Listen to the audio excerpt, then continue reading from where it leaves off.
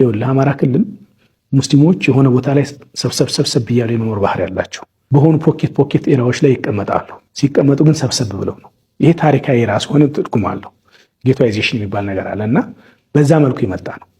አሁን ምንድነው ያደረጓቸው? ለምሳሌ ጎንደር ውስጥ በርካታ ከነዚህ ቀጠናዎች ላይ ሙስሊሞች እየሸሹ እያፈገፈጉ እንዲወጡ አደረጓቸው። መጀመሪያ ነጋዴዎቹ የተሻለ ኢኮኖሚ ያላቸውን እና ራሳቸው የሚጠብቁትን መሳሪያ መገፈፍ። ቀጥሎ ስቴፕ ምንድነው? ማገትና ያቺ ለ20 ለ30 ለ40 ዓመት ያፈሯትን ኢኮኖሚ ሰርፕለስ ወይም ደግሞ ገንዘብ በመጠየቅ ኢኮኖሚውን ማድቀቅና በዛውም ደግሞ ጥላት ብለው ሌብል ስላደረጓቸው ከነሱ በሚገኝ ሪሶርስ ራስን ማጠንከር ነው።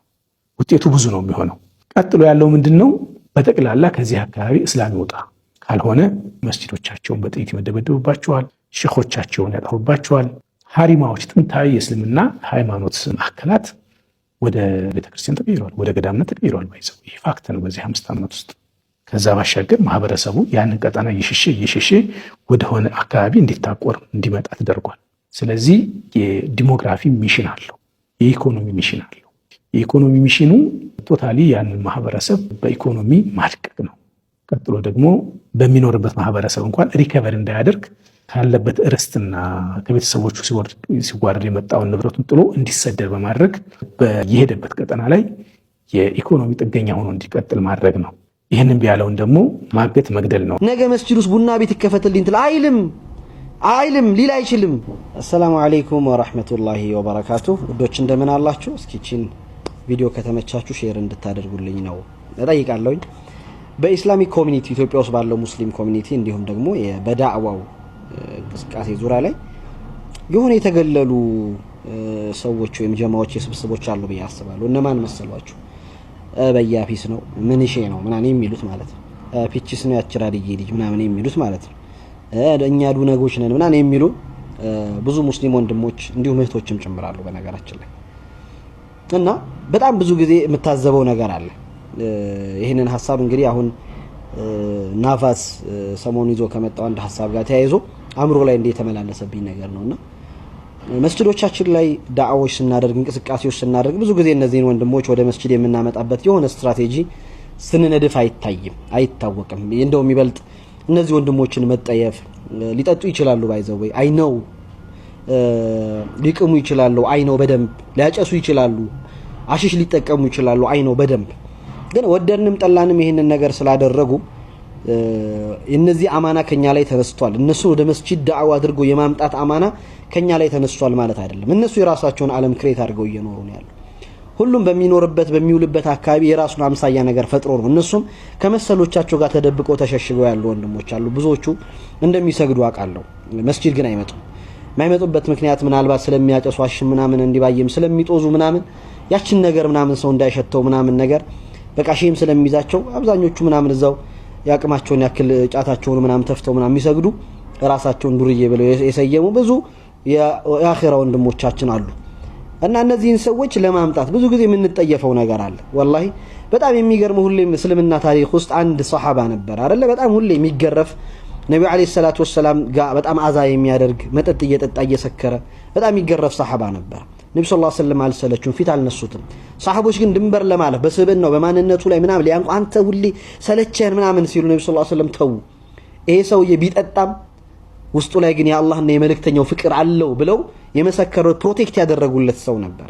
እነዚህን ወንድሞች በዚህ አይነት መንገድ ለምንድነው ፕሮቴክት ማናደርጋቸው? ለምንድነው የምንርቃቸው? ለምንድነው የምንገፋቸው? አልፎ ተርፎ ሚዲያ ላይ መጡና በቃ በራሳቸው ከለር በራሳቸው ለዛ ምናምን ጅላሴ የግል ዶክተሬ ነው እንደዚህ ምናምን ሐዲሶችን ምናምን ቁርአኖችን በእንዲህ አይነት መንገድ ተረርቶ ለጓደኞቹ እያስተላለፈ እያስተማረ ያለው እንዳው እንዴ በፖዚቲቭ መረዳት ያቅተናል። ቢያንስ እኛ እንኳን እንደነሱ አይነት ቋንቋ በእነሱ ዓለም ውስጥ ሆነና ማስተላለፍ እንኳን ባንችል እንዲህ አይነት ስራ የጀመሩ ልጆችን አፈና አድርጎ ምናምን የሆኑ ኪታቦችን የሆኑ ደርሶችን ምናምን ነገር ሰጥቶ ምናምን ይህን ነገር አማናው ለነሱ እንዲያደርስ ምናምን እነዚህን ወደ መስጂድ የምንስበት መንገድ መፍጠር ሲገባል አሁን እንደዚህ አይነት ሰው መስጂድ ውስጥ ፊልም ቤት ቢከፈት ምናምን ብሎን አጀንዳ አድርገን ልጁን ማሸማቀቅ። አንዳንዶቻችሁ ኮሜንት ላይ አላህ ማይጠይቃችሁ ነው ይመስለው። ነገ አንተ ቺክ ምናምን ይግባልኝ ትላለህ መስጂድ ውስጥ፣ ነገ መስጂድ ውስጥ ቡና ቤት ይከፈትልኝ ትላለህ። አይልም ሊል አይችልም። ማንም አይልም። እንደዚህ እንዴት ይላል ብላችሁ ታስባላችሁ እናንተ? ተሳስቶም ከሆነ በእንዲህ አይነት መንገድ እኮ ሰው አይመለስም። ምክንያቱም የመጣበትን የሚውልበትን ነገር እኮ ማወቅ መቻል አለብን። የራሳቸው ዓለም ያላቸው ሰዎች ነን። ከቻለን በእነሱ ዓለም ቋንቋ ሸሪዓውን ሳንጋፋ አላህን ሳናሳምጽ እነሱን የምናወራበት ቋንቋ ካለን ያንን ቋንቋ በአግባቡ ከለራችን አሳምረን እነዚህን ሰዎች ምክንያቱም የኛ ናቸው።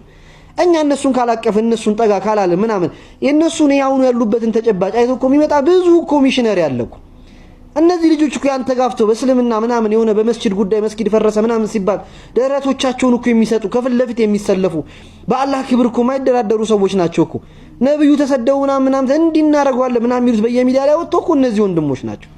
እነዚህን እንዴት ነው ገና እንዲህ ቅንድብ የሆነ ወጣ ሲል እንደዚህ መላጨት እንዲህ እየኮረኮ ማስደግ ነው? በፍጹም በዳዕዋ ሂደት ውስጥ የመጀመሪያው ስራ ትችት አይደለም ማቀፍ ነው።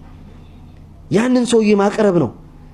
ስተት እንኳን ሆነ ማንንም ሳይሰማ በጆሮ ተው ይሄ ነገር ምናምን ልክ አይደለም ነው የሚባለው እንጂ ገና ወጣ ሲባል እንደዚህ ማጅራቱን አንገቱን ምናምን እንደዚህ እየመታን እናስገባን ሰዎች ወላሂ የኛ ወንጀል ተሰትሮ ነው። ራሱ ፖድካስቱ ላይ ምንነው የኛ ወንጀል ቢሸት ማንንም ከቤቱ አይወጣ ማንንም ከማንንም የተሻለ የተለየ ማንነት ኖሮ አይደለም። ግን የጊዜ ጉዳይ፣ የወቅት ጉዳይ፣ የውሎ ጉዳይ፣ ጓደኛ ጉዳይ እነዚህን ሰዎች ምናልባት ሱሴ ቦታ ላይ ምናምን አውሏቸው ሊሆን ይችላል። እኛስ የነጋችን አላህ ነው የሚያውቀው። ግን ደግሞ ልናዝን ይገባል እና በጣም በውስጣችን ሊያመን ይገባል። እንዴት ነው መስጂድ ይመጡት? መስጂዳው ለረመዳን ምናምን ሊመጡ ይችላል። እንዴት ነው ማስቀረት? እንዴት ነው ፍቅር መስጠት ያለብን? ገብቷል? የሆነ ዲኑ ማለት የነሱም ነው የሰካራውም ነው እስልምና ባይዘው መስጊድ የተቀመጠው ሰው ብቻ አይደለም ባለቤትነቱ የሚጠጣው ሰው ልክ እንደዛኛው ሰሃባ ማለት ነው። ግልጽ ነው። ሱስ ላይ አሽሽ ላይ ምናምን ያለውም ሰው አላህ ብሏል። በቃ ይሄንን ሰው የማስተማር ኃላፊነት የኔ እናንተ ነው። ገብቷል እንጂ እኔ አውዙ ቢላህ ከሱ ጋር ከሚያጨሰው ጋር አይደለም መልፋት አለብን በዚህ ሰውዬ ላይ። ወላሂ ማን አለው ጴንጤው ዱቄት ሰጥቶ ነገ እኮ ምናምን ይቀማሃል እኮ። ገብቷል። ስለዚህ ሐሳባቸውን መረዳት ወደኛ ለማምጣት ጥረት ማድረግ ምናምን ከኛ በደንብ የሚጠበቅ ሐሳብ ነውና ባንገፋቸው ወላሂ በጣም ማቀፍ ይጠበቅብናል። የሆነ ፕሮፖዛል ቀርጸ እነዚህ እንዴት እናምጣቸው ደም መስጊድ ገብተው እንዴት እንዳይወጡ እናደርጋቸው ብለን መጨነቅ ነው እንጂ አለብን የሆነ ነገር ሲተነፍሱ ወዲያው ቅንድቡ ምናምን ይሄ እንዳካሄድም ልክ አይደለም። ቢመከርም ሰው ካጠፋ ሸሸግ አርጎ ደበቅ አርጎ ምናምን ተደውሎ ዘመኑ እንዲህ ቴክስት ተደርጎ ቮይስ ተቀምጦ ሰው ይመከራል። ግን እንደዚህ ሴት ነገ ሴት ይምጣልኝ ትላለ ነገ ቡና ቤት ምናምን ይከፈት መስጊዱ ስላል አይልም እና እነዚህን አይነት መሰል ሰዎች ችላ ያልናቸው ነውና እንደው መስጊዱ ውስጥ ዱዓ ላይ ምናምን ያላችሁ ወንድም እህቶች ምናምን እንቅስቃሴ ላይ እስላሚክ ምናምን የኢትዮጵያ እስልምና ጉዳዮች ጠቅላይ ምክር ቤት የሚወጣቶች ዘርፍ ምናምን መሰል እንትኖች እነዚህን ሰዎች ካሉበት ነገር ምናምን የማንሳት የሆነ ሲስተማቲክ የሆነ ደስ የሚሊዮን አቅጣጫ ነድፈን ብንንቀሳቀስ እነዚህ ምኛ ናቸው ማን አላቸውና እቺን ሐሳብ ለማጋራት ነው። አሰላሙ አለይኩም ወራህመቱላሂ ወበረካቱ። ዞህራን ኳሜ ማምዳኒ ቁርአን ይዞ ቃለ መሐላ ሊፈጽም ነው። ዛሬ እንደምታውቁት ዲሴምበር 31 2025 ነው። ከሰዓታት በኋላ ሚድናይት ሂት ሲያደርግ ጃንዋሪ 1 2026 በፈረንጆች አቆጣጠር ሀ ብሎ ይጀምራል። ጃንዋሪ 1 መግባቱን ተከትሎ እንግዲህ የመጀመሪያው ሙስሊም ከንቲባና 111ኛው የኒውዮርክ ከንቲባ በመሆን ዞህራን ኳሜ ማምዳኒ ይሾማል ኦር ይቀባል።